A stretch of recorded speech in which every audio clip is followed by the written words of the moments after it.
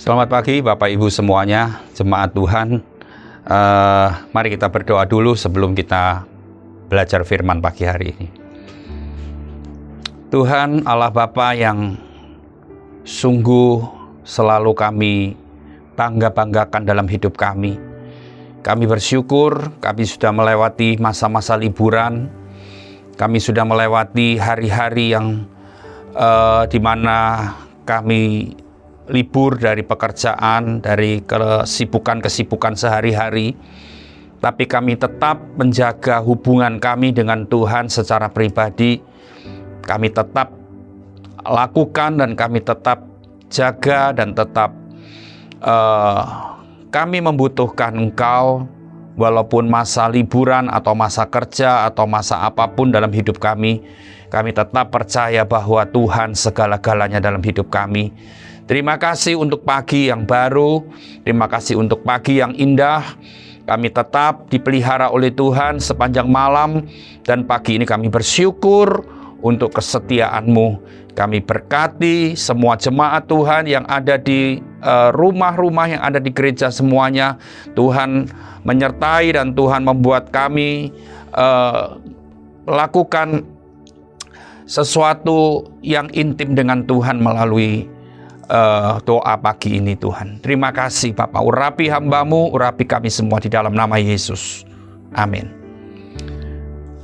Shalom Bapak Ibu semuanya. Bagaimana masa liburan saudara? Supaya saya rasa sudah selesai liburan kita, dan saya percaya kita enjoy dalam masa-masa liburan ini yang baru berakhir, dan kita kembali ke aktivitas kita sehari-hari. Dan saya ingin tetap dorong Bapak Ibu semua jemaat Tuhan untuk tetap giat mencari Tuhan, tetap giat mendekat kepada Tuhan. Hari ini pembacaan kita di Mazmur 25 sampai Mazmur 28 Bapak Ibu semuanya. Kalau saya periksa dari Mazmur 25, 26, 27 dan 28, semua itu ditulis oleh Daud. Ya, kan ada toh dalam kitab Mazmur ini yang tidak ditulis oleh Daud, ditulis oleh Asaf, ditulis oleh Musa dan sebagainya. Tapi 25, 26, 27, 28 ini semuanya diawali dari Daud. Dan kalau saya lihat di dalam ayat pasal 25, doa mohon ampun dan perlindungan.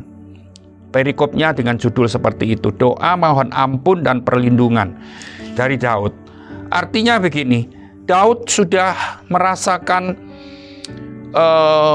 bahwa dia berasa dengan mengakui dengan jujur bahwa dia sudah melakukan banyak kesalahan dan banyak dosa di hadapan Tuhan.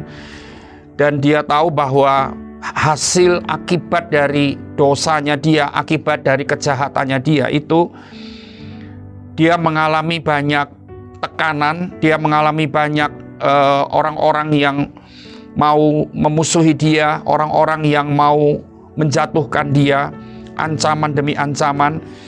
Dan dia di pasal 25 mohon ampun dan mohon perlindungan. Di 26, pasal 26 dari Daud, dia mohon untuk dibenarkan oleh Tuhan. Di ayat 27, di pasal 27 Daud menulis bagaimana dia memiliki rasa aman di dalam perlindungan Allah. Ya. Dan di pasal 28 Daud menulis bagaimana ternyata Tuhan itu tetap menjadi perisai bagi dia. Walaupun dari 25 doa mohon ampun berarti dia sudah melakukan dosa, dia minta ampun, dia mau jalani semua akibat dari dosanya dia dibikin malu, dia dijatuhkan, dia dimusuhi dan sebagainya, tapi dia minta perlindungan dari Tuhan. Ya, dia minta dibenarkan oleh Tuhan, ya. Karena Tuhan itu ketika kita mengakui dengan jujur semua kesalahan dan dosa kita, maka ketika kita meninggalkan semua jalan-jalan yang tidak baik, yang salah, maka dia akan membenarkan kita. Dia merasakan aman di dalam perlindungan Tuhan. Dan dia tetap merasa bahwa Tuhan itu perisai hidupnya. Saya akan membaca di dalam Mazmur 27 ayat yang keempat. 27 ayat 4 berkata begini, Daud berkata, "Satu hal telah kuminta kepada Tuhan, inilah yang kuingini, diam di rumah Tuhan seumur hidupku, menyaksikan kemurahan Tuhan dan menikmati bait-Nya." Bapak Ibu semuanya, Daud ini sudah mengalami banyak pengalaman-pengalaman hidup yang beraneka ragam. Daud ini sudah banyak mengalami masa-masa apapun di dalam kehidupannya. Ya, masa jayanya, masa dia dieluk-elukan, masa dia disanjung-sanjung, masa di mana dia diagung-agungkan, masa di mana dia melakukan sebuah dosa, melakukan hal-hal yang tragis di hadapan Tuhan, dan masa-masa di dalam masa-masa hukuman, dalam masa-masa tekanan-tekanan yang berat. Dia sudah mengalami semuanya. Tetapi yang dia minta dari tulus dari hatinya, dia bilang gini, "Satu hal telah kuminta." Apa itu? Diam di rumah Tuhan seumur hidupku. Dia sudah punya kerajaan, dia punya kebesaran, dia sudah mengalami semuanya. Tetapi ternyata kita tahu dari ayat ini, Daud tetap mengakui bahwa tidak ada yang bisa menandingi rumah Tuhan. Sebab itu dia bilang, "Aku telah minta kepada Tuhan satu hal. Satu hal telah kuminta. Itu yang kuingini." Ya. Diam di rumah Tuhan seumur hidupku.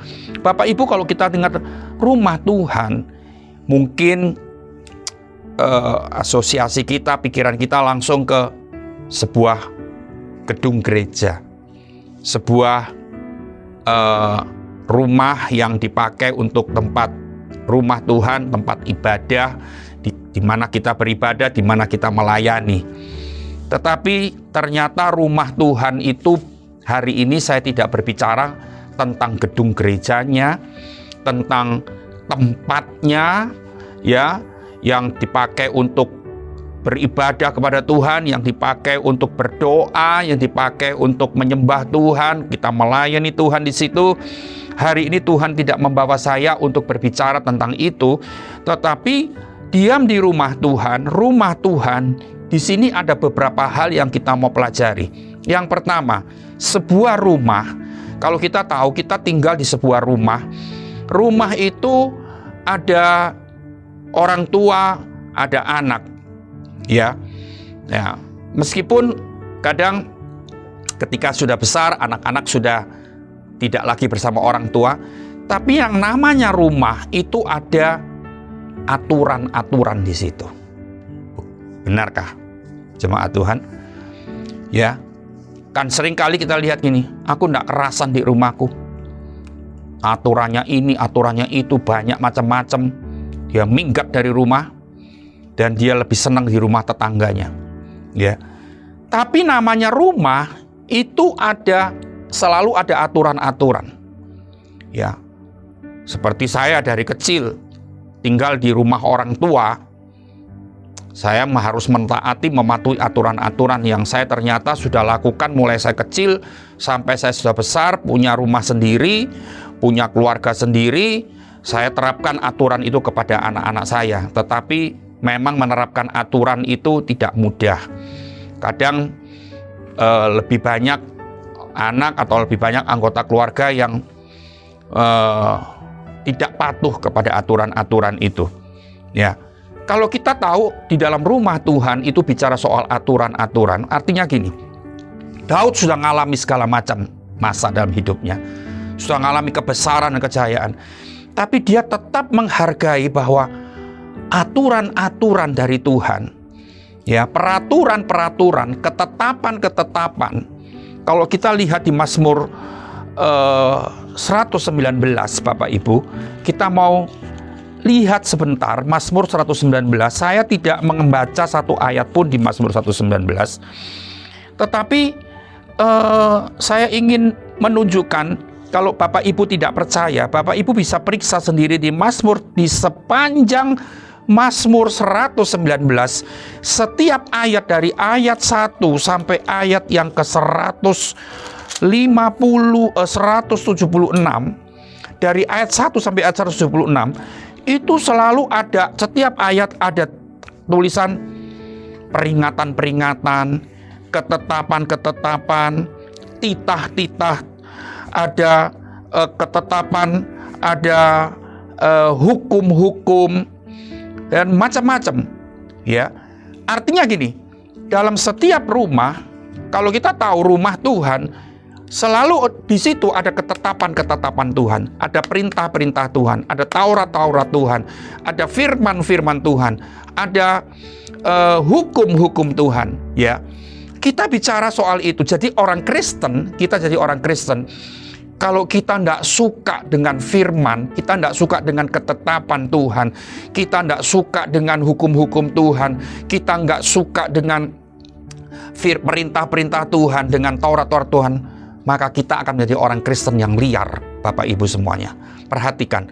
Tapi kalau orang Kristen itu, dia selalu menjaga hidupnya dengan ketetapan-ketetapan Tuhan, aturan-aturan, hukum-hukum, undang-undang, ya, firman-firman, perintah-perintah, maka hidupnya akan teratur, maka langkah-langkahnya akan terjagai, maka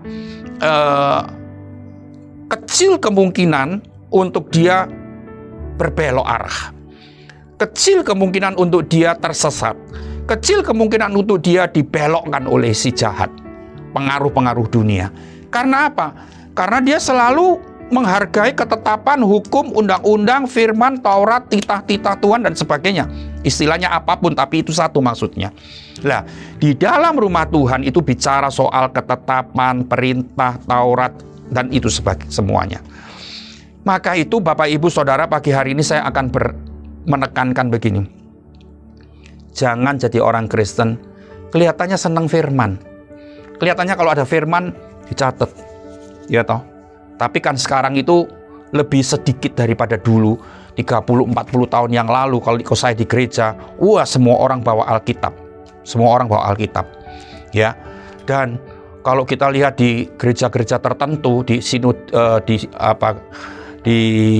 gereja-gereja Pentakosta atau Bethel atau apa, itu orang-orang bawa catatan, ya, bawa note, bawa pulpen, semua ayat-ayat dicatat. Kalau pendetanya baca ayat 50, ya semua tuh 50 dicatat di situ. Entah itu nanti di rumah dibaca lagi atau enggak, saya enggak tahu juga. Tapi semua alat penting-penting itu dicatat dan sebagainya. Tapi sekarang kan kita enggak melihat seperti itu. Bahkan orang ke gereja sudah bawa Alkitab.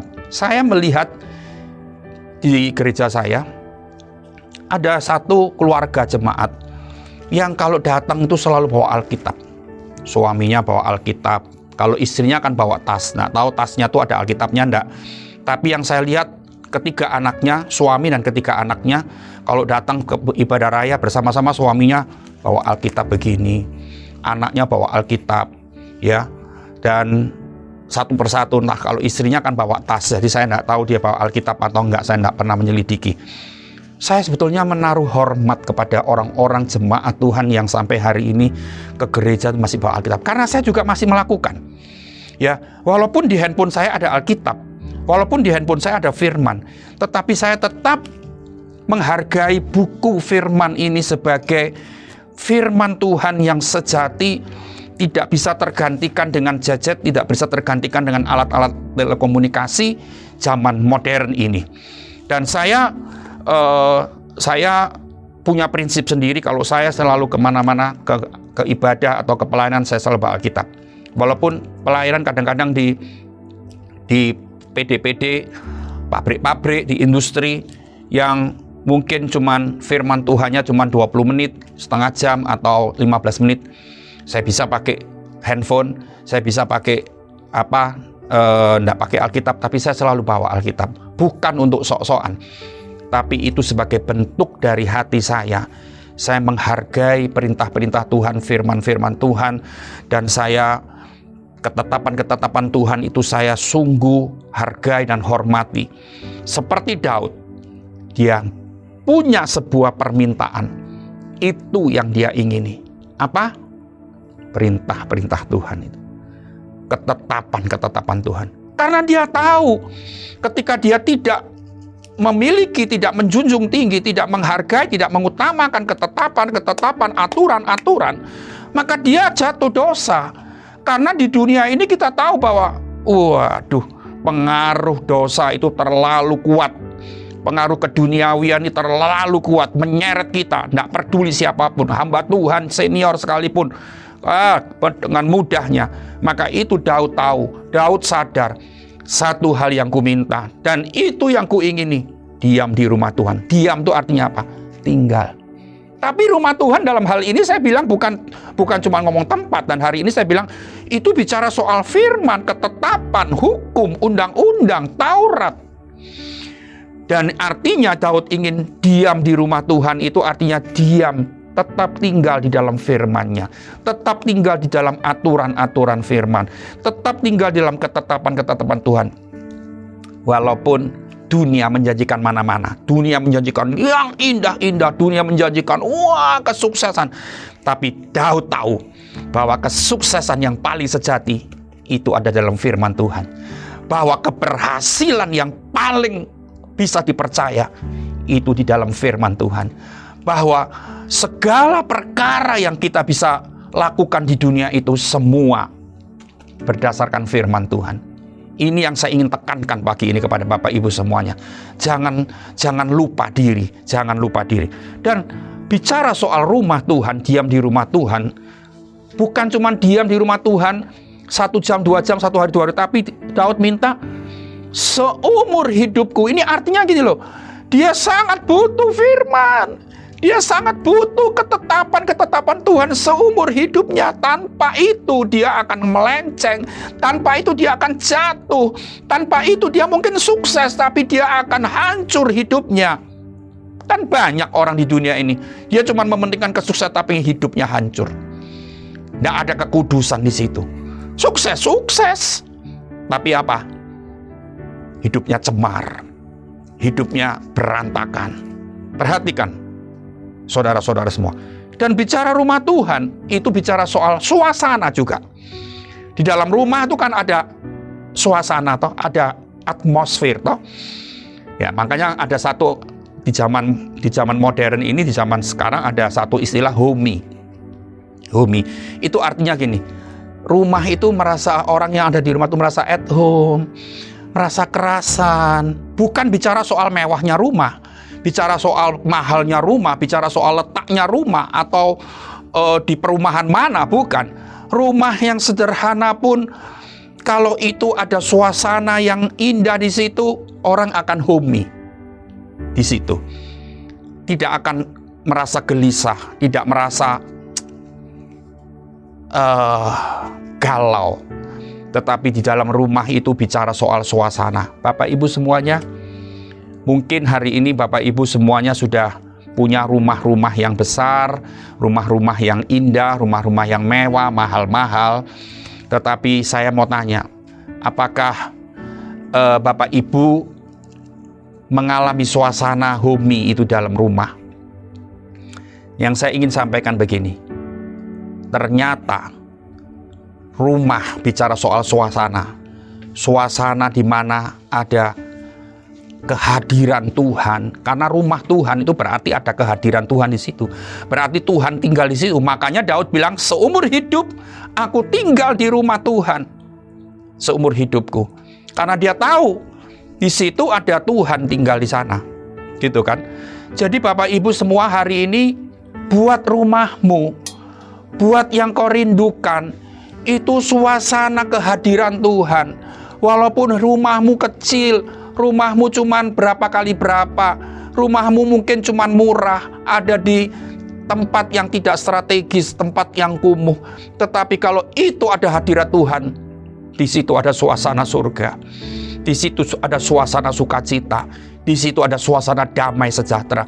Sebab itu Daud tahu di rumah Tuhan pasti ada kehadiran Tuhan. Dia rindu di hadirat Tuhan. Dia tidak rindu di tempat-tempat yang lain karena dia tahu tempat-tempat yang lain mungkin lebih indah, mungkin lebih menyenangkan secara daging.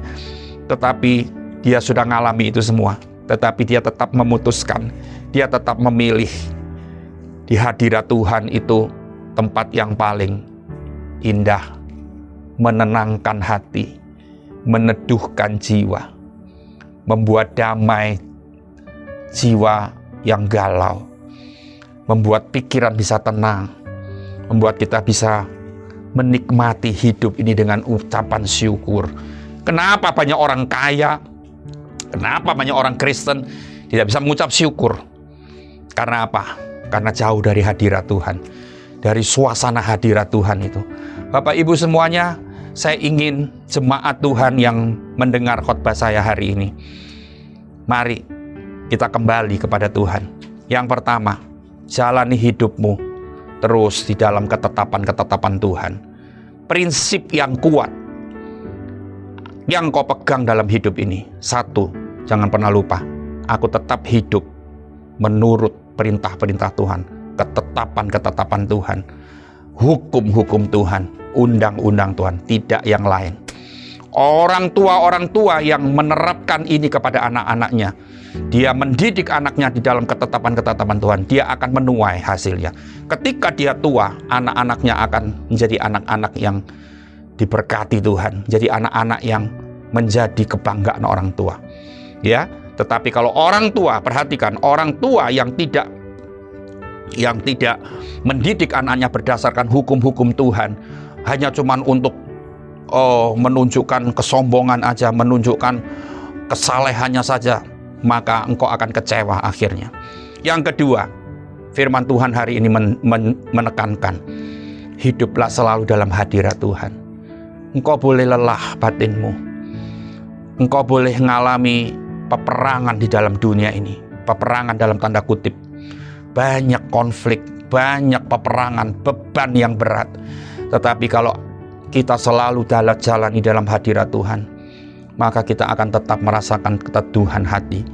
Karena di dalam hadirat Tuhan, dia selalu menenangkan jiwa kita, dia memuaskan hasrat kita. Jemaat Tuhan, mari kita berdoa, mari kita datang kepada Tuhan. Bapa, di dalam nama Yesus, kiranya firman-Mu yang kami dengar pagi ini sungguh-sungguh akan membuat kami kembali. Jalan kami selalu menuju kepada firman-Mu di atas semua perintah-perintah Tuhan. Dan hadirat Tuhan, suasana kehadiran Tuhan, itu yang kami rindukan dan yang kami cari. Kami boleh ada di kantor yang banyak orang-orang kerja di kantor yang banyak orang-orang yang tidak mengenal Tuhan. Tetapi ketika kami selalu dilingkupi oleh hadirat-Mu, kami akan merasakan sukacita di situ. Mungkin kami pada satu hari ada di tempat yang banyak orang yang memusuhi kami di situ. Tetapi ketika kami selalu diliputi dengan hadirat Tuhan, karena itu yang kami minta dan itu yang kami inginkan, maka di situ pun kami akan merasakan damai, sejahtera dan sukacita dari Tuhan. Kekuatan, ketenangan batin, keteduhan. Haleluya Tuhan, berkati jemaat-Mu dimanapun mereka berada. Biar kuasa-Mu tetap nyata dalam hidup mereka semuanya. Dalam nama Yesus kami bersyukur. Amin. Sampai di sini jemaat Tuhan, Tuhan Yesus memberkati. Amin.